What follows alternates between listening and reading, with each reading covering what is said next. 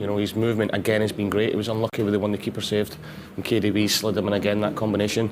But we look, saying back to our best, because we were fantastic the second half the other night there, but we look as if we're really at it today. You know, the atmosphere's been great. So far, so good. You know, Pep's got everything he asked for from the fans and from the players as well. Exactly. Yes. Let me read you some of these. We love a Haaland stat, don't we, here in the studio. Now, he's on the same amount of goals as the Golden Boot winner last year. That was Salah with 23. And no player has scored more home goals in a Premier League season for Man City than Erling Haaland now. So that was last done by Aguero in 2011-2012. 16 goals. Over a full season. That was over a full season. It's mad. And you know, we've probably run out of things to talk about and say, Shaun, but he's just carrying on, isn't he? He is. That's phenomenal stats, you know. I mean, we can't just breeze across it. I mean, it's brilliant you raised it, because the number of goals this guy scores, and we're looking at him. I'm looking at him and thinking, well, he's not really quite involved, but we know we want him to be involved in the box area. Keep saying it, Shaun, but his movement is he never stands still. Yeah. Even at times when he knows he's not getting the ball. You know, Yeah. for the centre halves, it must be an absolute nightmare, because you know they're constantly having the concentration levels have got to be so spot on if you're playing against Erling Haaland, because they're constantly looking the way he is.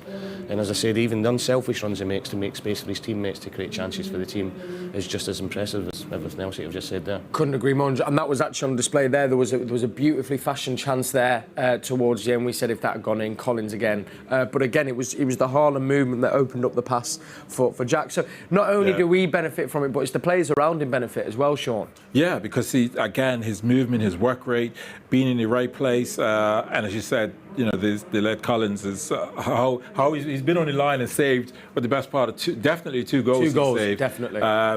So he'll be wanting to continue on playing well from Wolves' point of view. But again, I think we get that second goal, really settle down, and I think we'll just control the game. Yeah, couldn't agree. No, just everybody's on the front foot. Yeah.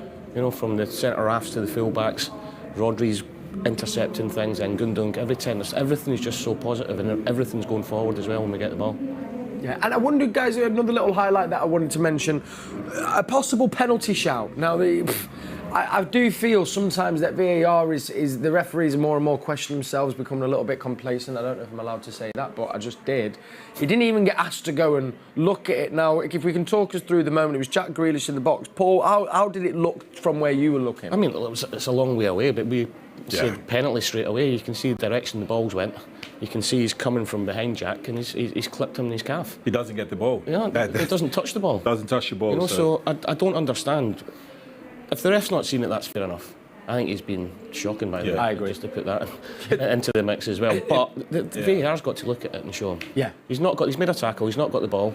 Jack's in front of him, and he's went through the back of him. It's a penalty. Yeah. It bugs me because I'm sitting there thinking, you know, we see a quick replay of it, and it's just like, oh, it's an easy decision. He hasn't got the ball. He's got Jack.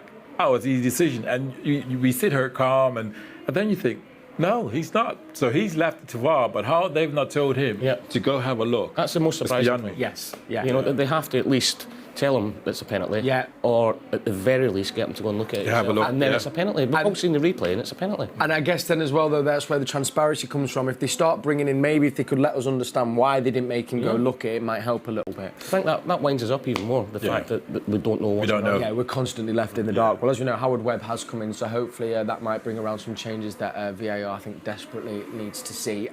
Boy, you said it there.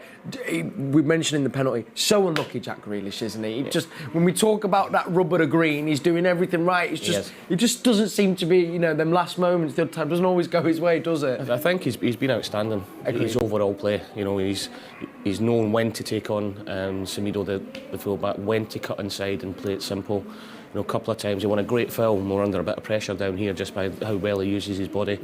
And he was so unlucky with the goal. You know, I think everybody is desperate, with Wolves as well. You know, he's getting a bit of stick off the Wolves fan. He scored earlier on in the season down at Wolves, but I'm sure it's only a matter of time. He keeps playing like that. He's been outstanding. Do you ever remember moments like that, Shaun, when you'd be doing everything right, but maybe the ball just wasn't going in the back of the net, or, you know, players were pulling off their I can remember plenty of it. He used to always put it in the back of the net. Yeah, that happens. You have games like that where you're doing everything and the ball just doesn't seem to be going in. And Jack's having moments like that, but what he's got to do is just keep doing it. And what he can allow himself to do is think, today is not going to be my day. He can't allow himself to think the negative stuff. He's just got to think, hey, I'm got the beating on the fullback. Get the next one. Drive at him. But what I like, he does so many important things, and one of the important things is what he attracts the opposition over there. He's attracting Wolves over there. And most of the time, he is going across the fullback. But there are the times when he recirculates that ball and then it just allows for that space on the other side. And that's where we got that situation where Mahrez pulls it back for De Bruyne to then clip that ball in. So it isn't just about him going across play. It's about tracking them over. And then that switch of play gives us that advantage. At the minute, I've not seen a lot of Traore going forward. Yes. That's because he's spending all the time trying to help his fullback. Double up, because Jack's drawing him back there. He's in a defensive position more often than he is going forward. Yeah. And that's purely because when Jack's getting it, if he can go one-on-one, he's taking him on. If he can't, he's drawing Traore back in there to let off and get the overload in. Yeah. That's it, and then as you say, it's nullifying that Traore threat, which we pointed out at the start of the show. Some brilliant Jack statue as well.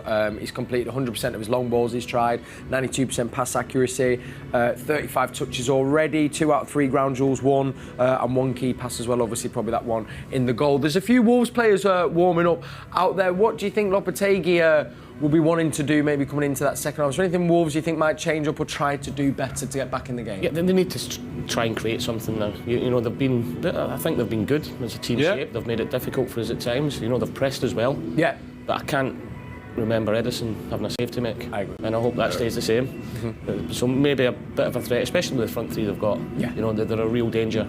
But they can't create chances if we've got the ball, so maybe they've got to start pressing us a little bit high up the pitch. I agree, and I guess, sorry, go on, Shaun. Yeah, I think, as we know, Prudence is the one that's got their most goals. So I don't think they'll be making a sub, because I'm looking at thinking they still offer a threat. Why it's important for City to get that second goal. But I think he'll probably give it 10, 15 minutes from Wolves' point of view to then look at someone like Prudence coming on, who's, again, a lively player that can go left, right, and seems to be the one that's getting goals.